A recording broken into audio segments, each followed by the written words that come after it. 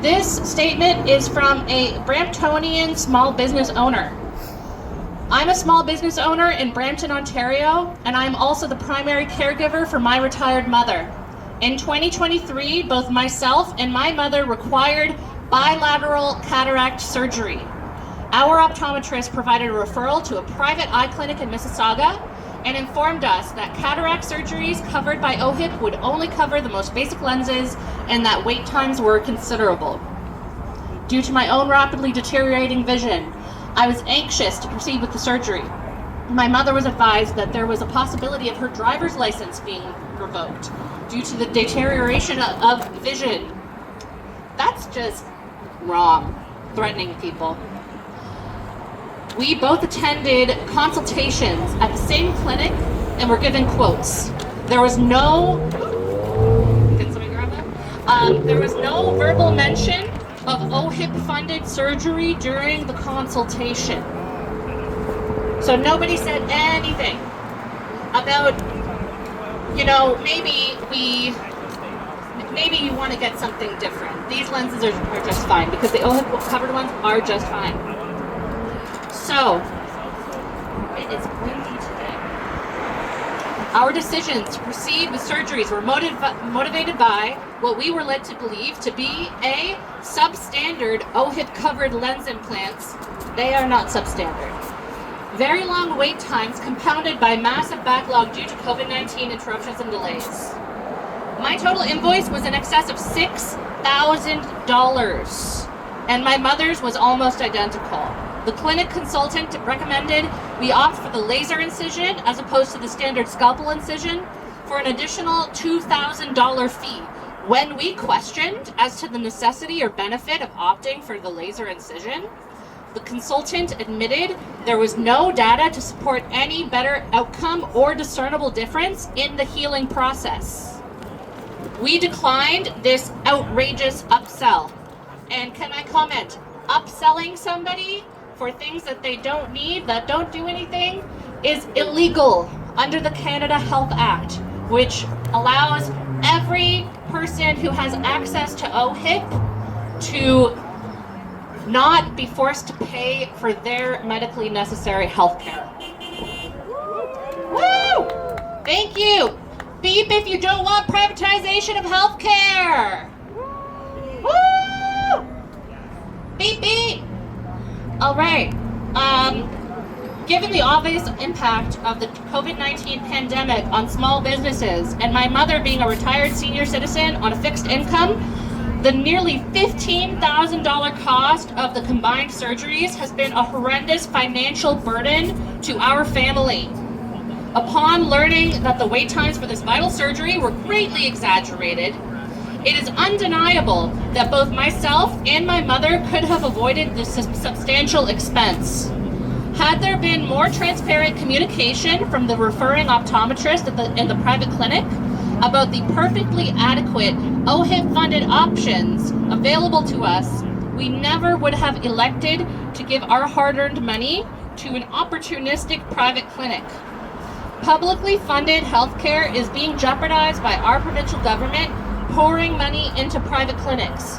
The predatory practices in these clinics must be stopped to protect Ontarians.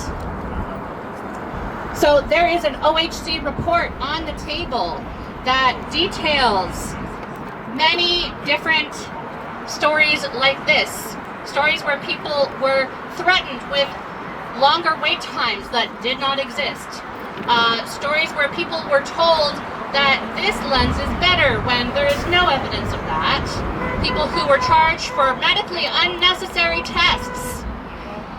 This person paid $15,000 for 2 operations when he could have paid $0. I don't even want to spend like $10 extra on something I don't need. If I paid $15,000 for something that could have been free, I would be furious, and we should all be furious.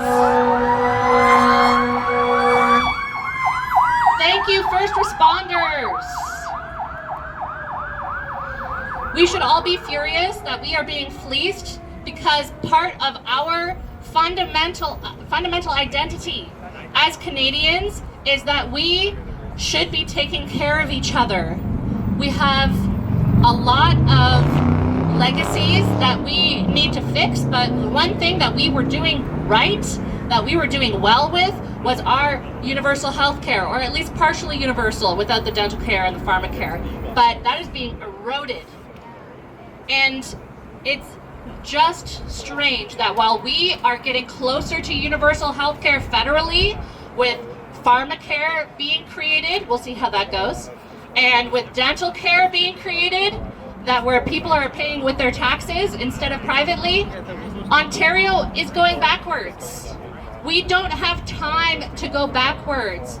Our health needs are right now. We need more health care now.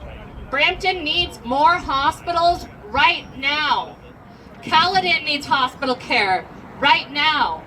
We need to pay healthcare workers right now.